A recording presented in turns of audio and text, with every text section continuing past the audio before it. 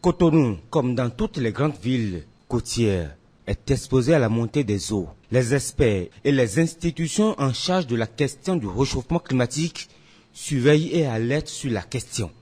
Mais le constat sur le terrain, il ressort que la situation est grave en cette période de rentrée scolaire des collèges d'enseignement secondaire. La capitale économique du Bénin est bel et bien menacée, car l'eau gagne du terrain. Ici, nous sommes au collège d'enseignement général du Sekandji.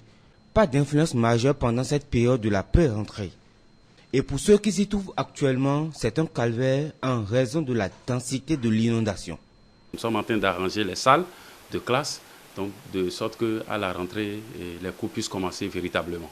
Il faut remarquer que l'accès à l'école est difficile, très difficile. Les voies sont impraticables. Vous avez eu la chance de constater.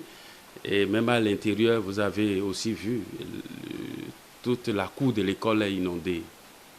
Toute la cour, c'est difficile.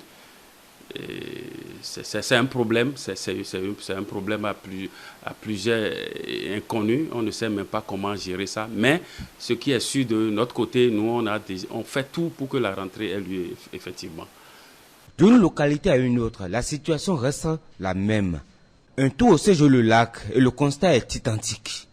Nous souhaitons vivement qu'il nous aide.